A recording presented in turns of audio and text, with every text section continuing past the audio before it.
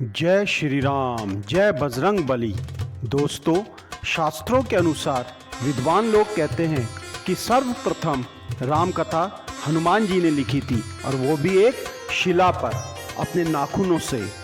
यह राम कथा वाल्मीकि जी की रामायण से भी पहले लिखी गई थी और यह हनुमत रामायण के नाम से प्रसिद्ध है। हालांकि इस रामायण के संबंध में कई तरह की कथाएं प्रचलित है, यहाँ पर हम आपके सामने प्रस्तुत कर रहे हैं। इन्हीं पर आधारित कुछ रोचक तथ्य। यह घटना तब की है जब भगवान श्री राम रावण पर विजय प्राप्त करने के बाद अयोध्या में राज करने लगते हैं और श्री हनुमान जी हिमालय पर चले जाते हैं। वहां वे अपनी शिव तपस्या के दौरान एक शिला पर प्रतिदिन अपने नाखून से रामायण की कथा लिखते थे। इस तरह उन्होंने प्रभु श्री राम की महिमा का उल्लेख करते हुए हनुमत रामायण की रचना की।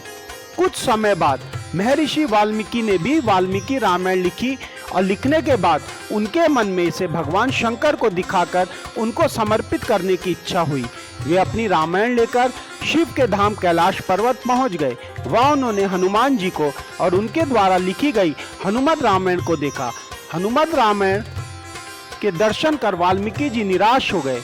वाल्मीकि जी को निराश देख हनुमान जी ने उनसे उनकी निराशा का कारण पूछा तो महर्षि बोले कि उन्होंने बड़ी ही कठिन परिश्रम के बाद रामायण लिखी थी, लेकिन आपकी रामायण देखकर लगता है कि अब मेरी रामायण उपेक्षित हो जाएगी, क्योंकि आपने जो लिखा है उसके समक्ष मेरी रामायण तो कुछ भी नहीं है।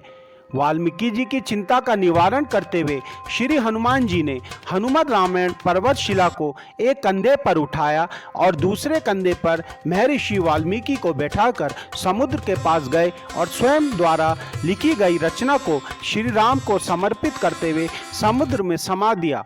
हनुमान जी द्वारा लिखी गई रामायण को समुद्र में फेंक दिए जाने के बाद महर्षि वाल्मीकि बोले कि हे राम भक्त श्री हनुमान, आप धन्य हैं। आप जैसा कोई दूसरा ज्ञानी और दयावान नहीं है। हे हनुमान, आपकी महिमा का गुणगान करने के लिए मुझे एक जन्म और लेना होगा, और मैं वचन देता हूँ कि कलयुग में मैं एक और रामायण लिखने के लिए जन्म लूँगा। तब मैं यह रामायण आम लोगों की भाषा में लिखूँगा। माना जाता है कि रामचरितमानस के रचयिता गोस्वामी तुलसीदास कोई और नहीं बल्कि महर्षि वाल्मीकि का ही दूसरा जन्म था। कहते हैं कि कालिदास के काल में एक पट्टालिका को समुद्र के किनारे पाया गया था, जिसे एक सार्वजनिक स्थान पर टांग दिया गया था ताकि विद्यार्थी उस पर लिखी गूढ़ लिपि को समझकर उसका अर्थ निकाल सके।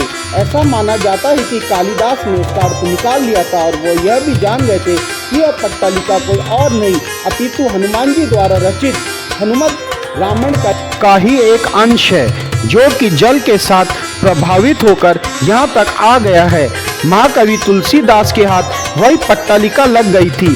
उसे पाकर तुलसीदास ने अपने आप को बहुत भाग्यशाली माना कि उन्हें हनुमत रामायण के श्लोक का एक पद्य प्राप्त हुआ है। दोस्तों, इस चैनल का उद्देश्य अपनी संस्कृति और पौराणिक कथाओं को सरल भाषा में उन लोगों तक पहुंचाना है जो आज अपनी जड़ों को भूलते जा रहे हैं। अगर आपको हमारा यह प्रयास अच्छा लगा हो तो कृपया चैनल को सब्सक्राइब अवश्य करें। जय श्री राम, जय बजरंग बली।